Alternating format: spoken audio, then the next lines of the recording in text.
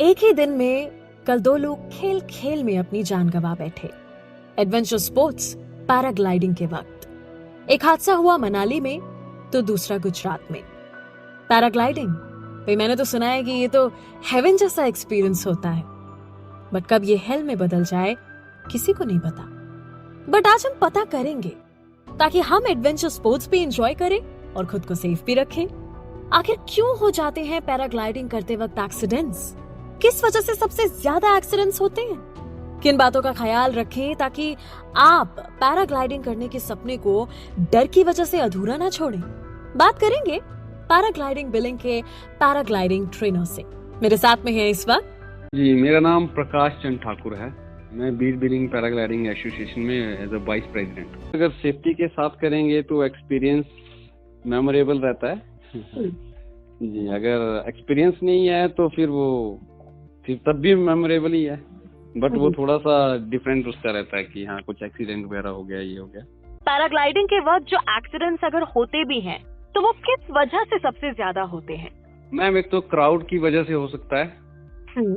जैसे ज्यादा क्राउड है तो लोगों के जो सेफ्टी गाइडलाइंस है वो फॉलो नहीं करते हैं लोग। ओके।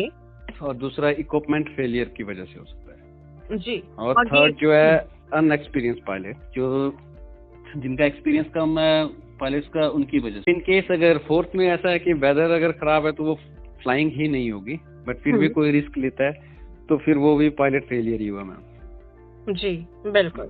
और ये हार्नेस फेलियर क्या होता है?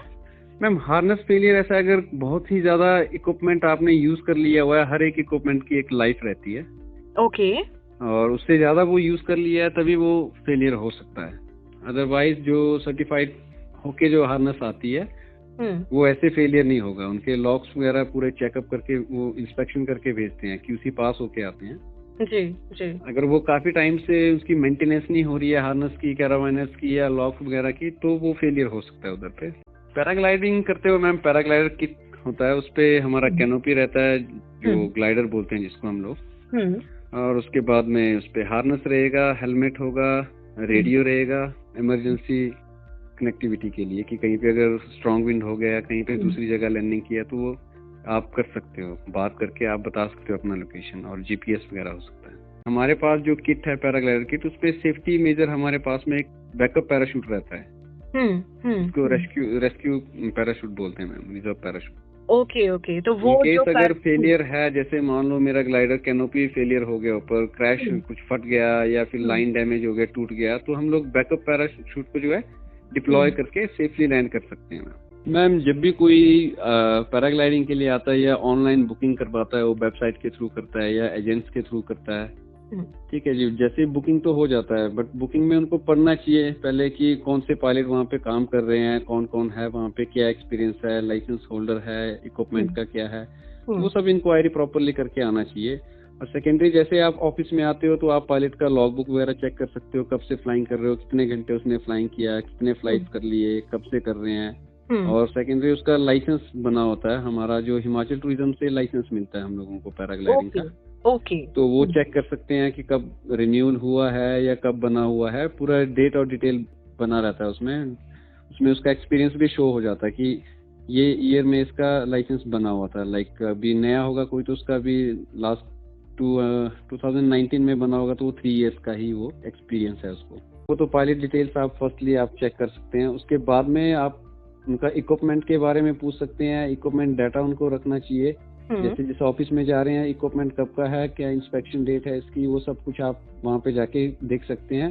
जिससे बात करके चेक भी कर सकते हैं, ये आपका हक है वहाँ पे जाके कि हाँ ये चेकअप क्या क्या है, कैसे है, कौन सा हार्नेस आप मुझे दोगे, आपके पास बैकअप पैराशूट है या नहीं है, पायलट लाइसेंस है या नहीं है, इंश्योरेंस है आपके उस पे है या नहीं है। तो ये सब चीजें उनको देखनी पड़ेगी। ऐसा नहीं है कि आप सीधे बुकिंग किया, ठीक है, आंख बंद करके ऑफिस में गए और गाड़ी में बैठ के चले गए ऊपर। हर एक चीज का जैसे ऑफिस में आते हो आपको ब्रीफिंग मिलेगा, वहाँ पे ब्रीफ करेंगे कि क्या करना है क्या नहीं करना है हम लोगों को। वो पूरा पायलट ब्रीफ देगा आपको, या ऑफिस में जो भी होगा ऑफिस स्टाफ वो आपको पूरा ब्रीफ करेगा। देन उसके बाद में आप उनसे क्वेश्चन आंसर कर सकते हो, वो आपका हक है, वो आप फ्लाइट से पहले सब कुछ कर सकते हो ऑफिस में। एक्चुअली ऐसा अभी के केस में ऐसा ही ज्यादा आ रहा है कि लोग कम रेट में उड़ना पसंद करते हैं क्योंकि उनका बजट वैसे बना के आते हैं। तो थोड़ा सा एक तो इंडिया में ऐसे चलता ही है बार्गेनिंग, तो सबसे फर्स्ट जैसे ही है वो पहले बार्गेनिंग ही करता है क्लाइंट। तो जो अच्छे पायलट्स हैं वो बार्गेनिंग पे नहीं जाएंगे क्योंकि उन्होंने बहुत टाइम फ्लाइंग किया हुआ है, उनका एक्सपीरियंस ज्यादा है, तो वो छोटे अमाउंट के लिए फ्लाइंग में नहीं जाएंगे। और जो थोड़ा सा कम एक्सपीरियंस है, जिनका काम कम चला हुआ है, वो लोग क्या करते हैं, कंपटीशन में आ जाते हैं, तो अपना प्राइस वो कम कर लेते हैं। जी, प्राइस कम करने से उनमें पता नहीं है, लोगों को पता नहीं है कि हाँ प्राइस कम कर रहे हैं तो कोई बात नहीं है, वो रीजन नहीं ढूंढते हैं उसके पीछे। वो क्वालिटी में फ्लाइंग नहीं करते हैं, वो क्वांटिटी के हिसाब से फ्लाइंग करते हैं। क्वालिटी मैम ऐसा है कि अगर मान लो मैं 17 ईयर से मैं मान के लो मैं कर रहा हूँ, तो अगर मुझे कोई बार्गेनिंग के लिए बोलता है तो मैं उसको मना कर देता हूँ क्योंकि हमारे जो इक्विपमेंट है वो इतने चीप नहीं है जितने प्राइस में फ्लाइंग करवाते हैं लोग। ओके इक्विपमेंट अगर चीप इस्तेमाल कर रहे हैं तो वो फेल होने के ज्यादा चांस है। बिल्कुल मैम, तो इसीलिए वो प्राइस से कम कर रहे हैं। ओके और एक भले ही 20 साल का एक्सपीरियंस हो या 50 साल का एक्सपीरियंस हो, जब उसके पास इक्विपमेंट अगर अच्छा नहीं है तो वो एक्सपीरियंस काम नहीं करता है मैम। उधर पे आपका इक्विपमेंट भी मैटर करता है कि अगर अच्छा इक्विपमेंट है, अच्छे पायलट हैं, तो हादसा हो ही नहीं सकता है, चांसेस नहीं है उसमें। एवरी 6 मंथ में इंस्पेक्शन होता है यहाँ पे ग्लाइडर्स का। पैराग्लाइडर इक्विपमेंट है, एवरी 6 मंथ के बाद में वो इंस्पेक्शन करता है टूरिज्म, और उसके लिए बॉडी बनी रहती है, टेक्निकल कमेटी बनी रहती है। हिमाचल में जैसे 2-3 लोग हैं डिस्ट्रिक्ट वाइज, जहाँ पे ज्यादा क्राउड रहता है वहाँ से एक टेक्निकल रखे हुए हैं। ओके, तो वो लोग जो है इंस्पेक्शन करते हैं पैराग्लाइडर किट्स की कि कब इसका टाइम पीरियड था इंस्पेक्शन का, वो टाइम में चेकअप करना है। अगर वो पास है, पोरोसिटी चेक की जाती है कि ग्लाइडर में पोरोसिटी चेक टेस्ट होगा उसमें कि पॉर्श तो नहीं हो गया ग्लाइडर। अगर पॉर्श हो गया तो वो फेल हो जाता है, तो उसको यूज नहीं कर सकते हैं। वो उसको आप प्रिज्म के उस पे भी जाके चेक कर सकते हैं कि डिटेल्स चाहिए होंगी, तो वो आपको वो मना नहीं कर सकते हैं कि कितने ग्लाइडर फेलियर है यहाँ पे। उनके पास में पूरा डाटा पड़ा रहता है। जो गाइडलाइंस बनी रहती है, जैसे कोई भी ऑपरेटर है वो ही सिर्फ ऑपरेट कर सकता है पैराग्लाइडिंग, वो ही करवा सकता है, उनके पास में ही परमिशन रहता है खाली। तो नॉन जैसे एजेंसीज है, टूर एंड ट्रेवल है, वो ऑर्गेनाइज नहीं कर सकते हैं पैराग्लाइडिंग, वो खुद से करवा नहीं सकते हैं, वो सेल करते हैं और ऑपरेटर जो है उनको।